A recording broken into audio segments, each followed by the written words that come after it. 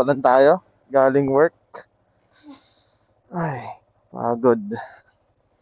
Daming nangyari. May naman ganon. Uwi na tayo.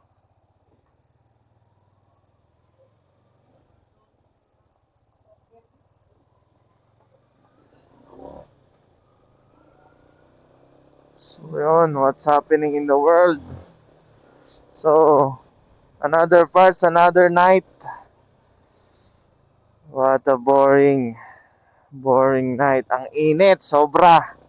So, stay hydrated mga kamoto.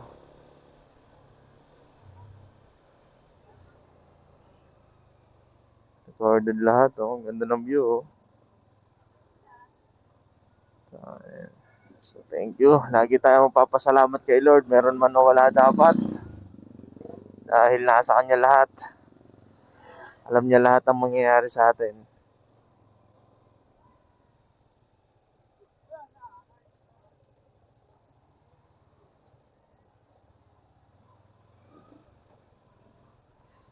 Sige tayo. Bukas may inventory. Alas 4 na madaling araw na naman ang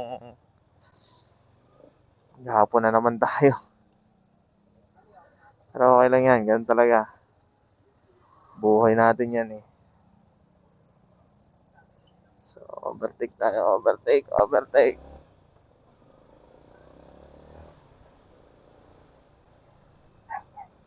Hindi ko atang gasahan yung ano. Pero, oo, ang dami matidali. Sabi ko sino nagpa-park eh. So, yun guys. Ayun. Ayan na nga ba. Pagod na. Pahinga na tayo.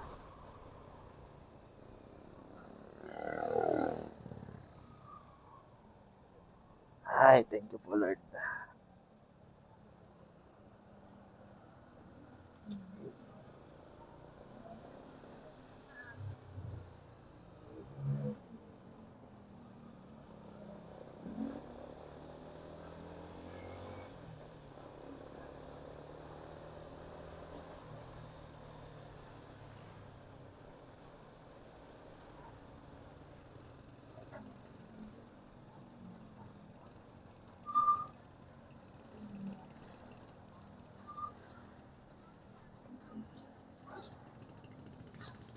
Alam mo, last this na, dahil pa rin sasakyan, no? Grabe. Iba talaga, ibang klase na talaga ang Kalamba ngayon. Class S. Maingat walang pasok, di masyadong traffic. Mataas pa rin ang gas. Pero good news guys, magbababa daw gas. Nakakay 2 pesos. So malaking tulong sa per liter. Pero mataas pa rin. Sa diesel naman daw ay 8, almost 8 daw, mga ganun. So pagpasalamat pa rin natin. Pero sana tumigil na yung gera sa Iran at ang daming naapektuhan. So, peace out lang tayo lagi mga kaibigan. Sabi nga nila, masyadong makapangyarihan ay hindi tinatanggap sa langit. Pagiging gahaman ay bibigay sa ng dilam para ilaglag ka sa dagat-dagatang apoy. So, yun lang. Lagi lang tayo laging magpapasalamat. Meron man o wala.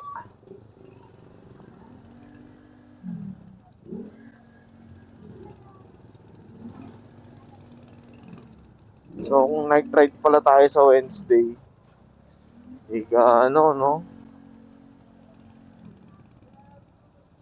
Hindi natin yung Biomimi yan. Hindi natin pag yan. Dapat lagi lang tayong ano. So, yun. Welcome to my daily lives. Daily life. Muna, ano na din pala ako, no? July ako nag-start kay Osave eh. July, August, September, October, November, December, January, February, March, April. 9 months na ako. Pero mo yun.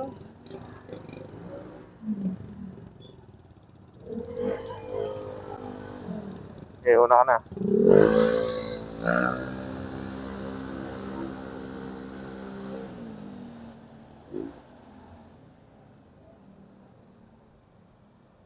So, hindi tayo nakipag-unahan. Chill ride lang tayo lagi. Kapag nasa mood lang. It's a prank. So, maganda yung pagkakalinis ko dun sa kadena ko. Pero pala mag-motovlog, no? Kinakausap mo lagi yung sarili mo. So, bagay nung time nung, nasa Vivo ako. Madami na din kwentong narinig tong helmet ko eh. Kaya, laki talaga ng sentimental value sa akin ito. Talagang ginibap ko lang talaga yung motor ko lang kasi talagang talagang pinurse ko yung dream motorcycle ko. Pero ang pinaka-target ko talaga ay CB650. 650R. So, yun. Nung nakita ko yung price, ang layo. 600. Almost 550,000 ang brand new nun.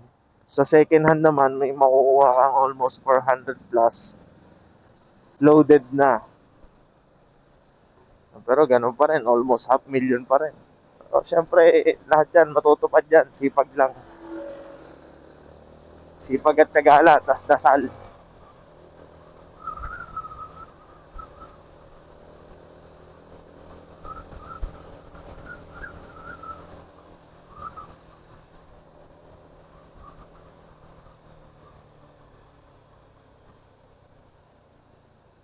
So, start tayo ng motovlogging.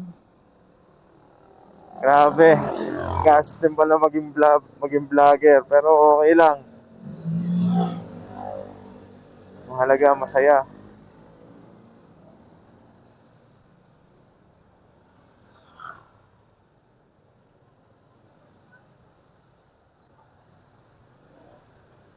POV.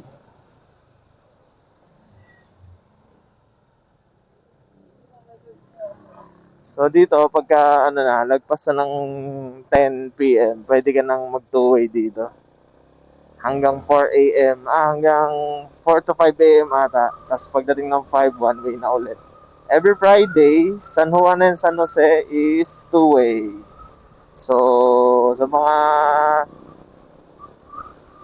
mga naghahanap ng mga basic PMS natin, meron tayong shop, mini shop. Nagpo-post naman ako kapag open ako lagi. Pero mostly, active po tayo sa Facebook. Pwede po tayo mag-schedule ng mga maintenance natin.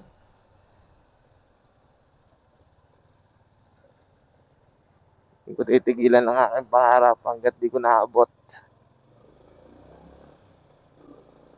Kasi may nangyayari. So yun, nandito na tayo.